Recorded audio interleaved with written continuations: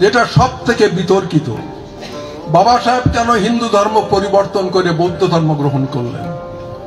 এইটাই বাবা সাহেবকে নিয়ে বড় বিড়ম্বিত করেছে সারা জীবন।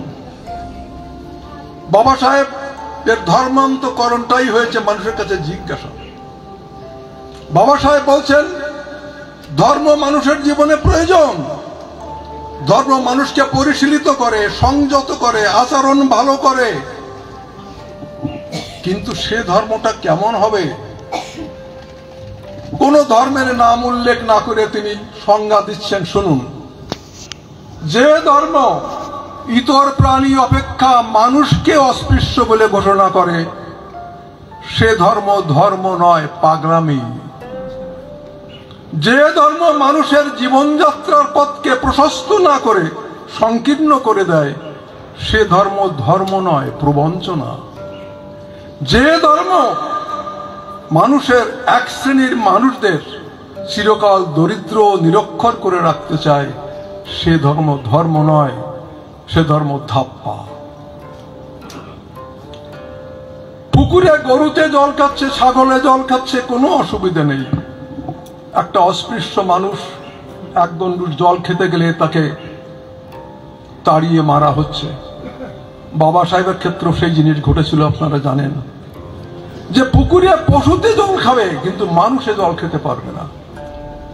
তাই বলেছিলেন যে ধর্ম ইতর প্রাণী অপেক্ষা মানুষকে অস্পৃশ্য বলে ঘোষণা করে সে ধর্ম ধর্ম নয়। বাবা সাহেব জীবনভর অস্পৃশ্যতার জীবন যন্ত্রণা তিনি যা ভোগ করেছেন, মর্মে মর্মে উপলব্ধি করেছেন। আজ আমি হিন্দু বলে আমাকে সবাই অস্পৃশ্য বলে, আমাকে মাহার বলে। হিন্দু ধর্মের ভিতর আছে জাতিগত ভেদ, জন্মগত ভেদ। হিন্দু ধর্মের আকর গ্রন্থ ওই যে মনুসংহিতা, ওই মনুসংহিতার ভিতরই বীজ নিহিত আছে। সেখানে নিম্ন বর্ণের মানুষদের পশুর অধম বলে স্বীকার করা হয়েছে। নারীদের তো বলাই হয়েছে তারা শুধু সন্তান প্রসব করা ছাড়া তাদের আর কোনো ডিউটি নেই, এরা তার নরকের দ্বার। তাই তিনি মনুসংহিতা পড়িয়েছিলেন বাবা সাহেব আম্বেদকর। তাই যে ধর্ম মানুষের জীবনযাত্রার পথকে সংকুচিত করে এবং যে ধর্ম মানুষকে লাঞ্ছিত করে, তাই তিনি ওই মনুসংহিতার বিরুদ্ধে বলেছেন এই মনুসংহিতা আমাদের পরিত্যাগ করা উচিত। আমাদের যদি সত্যিকারেই মানুষের মতো বেঁচে থাকতে হয় তাহলে হিন্দু ধর্মের ভিতরে থাকলে হবে না।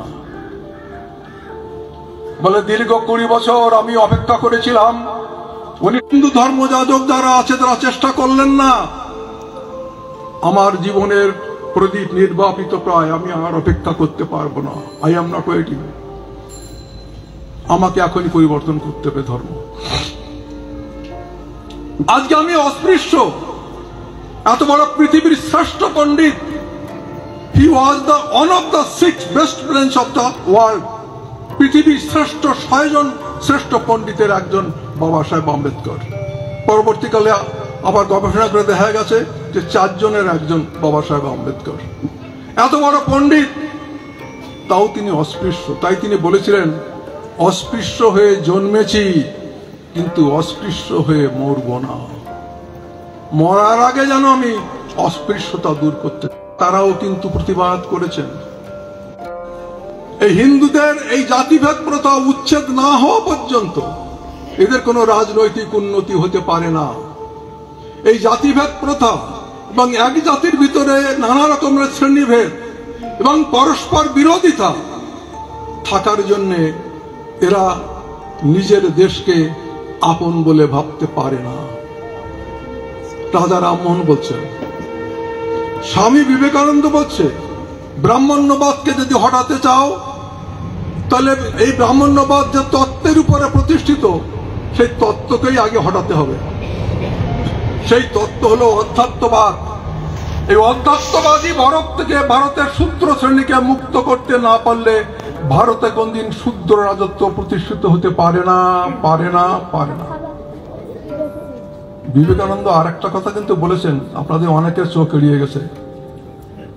ধরো ইংরেজরা সমস্ত ক্ষমতা হস্তান্তর করে দিল, তখন যারা ক্ষমতা পাবে, উচ্চবর্ণের বিত্ত কৌলিন্য বিদ্যা কৌলিন্যের অধিকারীরা সেই ক্ষমতায় জনগণকে দাবিয়ে রাখবে, জনগণকে তার ন্যায্য পাওনা দেবে না। কেননা দাসরা ক্ষমতা চায় অপরকে দাস করার জন্য। এই উচ্চবর্ণরা ব্রিটিশের দাস ছিল না, ব্রিটিশকে দাঁড়িয়েছে আমাদের দাস বানাবার জন্য। স্পষ্ট করে বলেছেন দাসরা ক্ষমতা চায় আর একজনকে দাস করাবার জন্য। আচার্য প্রফুল্লচন্দ্র রায় সবাই আপনারা চেনেন, আমাদের পূর্ববঙ্গের খুলনার মানুষ। তিনি বলছেন Hinduism is tolerant and Catholic is mere empty words. Actually, it is rigid, cruel and repulsive. Hindutva যে সার্বজনীন এবং সকলের কল্যাণকর, আদৌ তা ঠিক নয়। এ অত্যন্ত নির্মম এবং হিন্দু ধর্ম অত্যন্ত কঠিন এবং জটিল।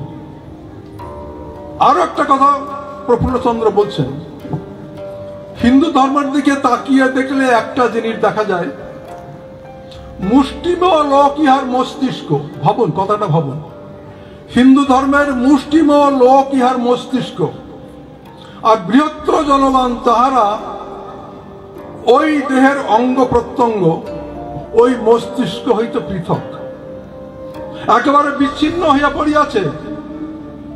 এ যেন পুরাণ বর্ণিত কবন্ধ বিশেষ, অর্থাৎ কাশিরামের সেই কথা, 15% আর 85%-এর মাঝখানে ফাঁক। আর পিসি রায় বলছেন ধর মুন্ডু আলাদা, বডি আলাদা। এই ধর মুন্ডু হলো কায়স্থ ব্রাহ্মণ বদ্যি, আর বুড়ো বডিটা হলো আমরা অস্পৃশ্য। দুজনে আলাদা। সমাজটা বাঁচবে কি করে, মানুষটা বাঁচবে কি করে? সব থেকে বেশি বড় কথা বলেছেন আমাদের বিশ্বকবি রবীন্দ্রনাথ। দেশের যে অতি ক্ষুদ্র অংশে বিদ্যা বুদ্ধি ধন মান, সেই 5% লোকের সঙ্গে 95% লোকের ব্যবধান মহাসমুদ্রের ব্যবধানের চেয়ে বেশি। ভাবতে পারছেন? আমরা এক দেশে আছি, অথচ আমাদের এক দেশ নয়। আমরা ভূগোলে শুধু বলি এক দেশ, কিন্তু আসলে এক দেশ নয়। রবীন্দ্রনাথ বলছেন ওই যে 5 জন মানুষ বিদ্যা বুদ্ধি সংরক্ষণ করে রেখেছে, আরে 95 মানুষকে বঞ্চিত করে রেখেছে, পিছিয়ে রেখেছে। এই 95 এবং 5 এর মাঝখানে বঙ্গোপসাগরের মতো ব্যবধান। তাহলে বাবা সাহেবের কথা শুধু একার কথা নয়, বিবেকানন্দের কথা শুনলেন, প্রফুল্লচন্দ্র রায়ের কথা শুনলেন এবং রবীন্দ্রনাথ ঠাকুরের কথা শুনলেন। তখন বাবা সাহেব বলছেন হোয়াট মে বি ডান, এখন কি করা যায়? আমি এমন একটা ধর্ম গ্রহণ করব যে ধর্মের ভিতরে জন্মগত কারণে একজন মানুষ আর একজন মানুষকে ঘৃণা করবে না। আমি এমন একটা ধর্ম গ্রহণ করব যে ধর্মে ঈশ্বর নিয়ে ব্যবসা চলবে না। তিনি সমস্ত ধর্মশাস্ত্র অধ্যয়ন করলেন, ভারতবর্ষের সমস্ত ধর্মশাস্ত্র, সমস্ত ধর্মের ধর্ম যাজকদের সঙ্গে আলোচনা সমালোচনা তর্ক বিতর্ক করে শেষকালে উপনীত হলেন যে আমার একমাত্র পছন্দের ধর্ম বৌদ্ধ ধর্ম। কেন? বৌদ্ধ ধর্ম ঈশ্বর সম্পর্কে নীরব। বুদ্ধকে জিজ্ঞাসা করা হচ্ছে ভান্তে ভগবান আছে? বুদ্ধ নীরব। আবার জিজ্ঞাসা করছিল বলুন ভগবান আছে না নেই? বুদ্ধ বলছে, বুদ্ধ তবুও নীরব, তারপরেও বলছে উত্তর আপনাকে দিতেই হবে ভান্তে। তখন বলছে what is the need of god? ভগবান তোমার কোন কাজে লাগবে? তুমি আগে বলো ভগবান তোমার কোন কাজে লাগবে? আমি তোমাকে অষ্টমার্গ পঞ্চশীল দিয়েছি, এই পঞ্চশীল অষ্টমার্গ যদি তুমি পালন করো, তোমার মুক্তি, তোমার সমাজের মুক্তি, তোমার পরিবারের মুক্তি, তোমার রাষ্ট্রের মুক্তি। না, আমি ভগবান পেতে চাই। বলে ওটা হবে না, আমি ভগবান সম্পর্কে কিছু জানি না। তাই উনি বলেন সাইলেন্ট অ্যাবাউট গড, কর্মই কথা বলেছেন। তাই বলছেন বাবা সাহেব যে বৌদ্ধ ধর্মের ঈশ্বর সম্পর্কে নীরব, এবং বৌদ্ধ ধর্মে যাগ যজ্ঞ তন্ত্র মন্ত্র নেই।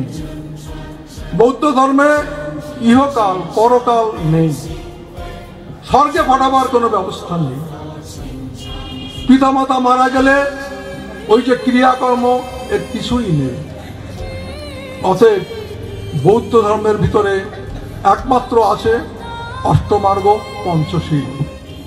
পঞ্চশীল আপনারা জানেন, মিথ্যা কথা বলবে না, চুরি করবে না, প্রাণী হত্যা করবে না, ব্যভিচারিতা করবে না, মাদক দ্রব্য সেবন করবে না। আর অষ্টমার্গ তো আছে আটটা আমাদের যে নীতি, সেগুলো আমাদের ভিতরে রয়েছে। তো এই অষ্টমার্গ পঞ্চশীল এই পালন করলে ওদের যেমন আমাদের ঠাকুরের আছে 12টা আজ্ঞা, আর বুদ্ধদের আছে 13টা আজ্ঞা। এই জন্যে আমরা মনে করি যে বৌদ্ধ ধর্ম এবং মতুয়া ধর্মের সামঞ্জস্য আছে। আমরা যারা বৌদ্ধ না হতে পারবো, আমরা মতুয়াও যদি হতে পারি, তবুও অন্তত হিন্দু ধর্মের এই বেদনার থেকে আমরা রক্ষা পেতে পারি। তাই বাবা সাহেব বললেন যে আমি বৌদ্ধ ধর্ম গ্রহণ করার জন্য উদ্যোগ গ্রহণ করেছি। সেই বৌদ্ধ ধর্ম সম্পর্কে রবীন্দ্রনাথ নিজে বলছেন, সমর্থন করছেন, আমি যাকে অন্তরের মধ্যে সর্বশ্রেষ্ঠ মানব বলে উপলব্ধি করি, আজ এই বৈশাখী পূর্ণিমায় তার জন্মোৎসবে আমি প্রণাম নিবেদন করতে এসেছি।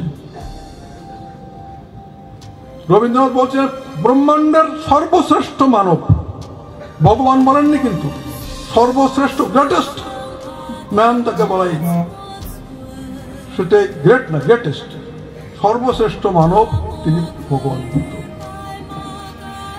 বুদ্ধদেব জাতি মানেন নাই, বুদ্ধদেব মানুষকে সৎ পথে চলিবার পথ দেখাইয়াছেন, এবং বুদ্ধদেব জীব হত্যা থেকে মানুষকে নিরত করার কথা বলেছেন।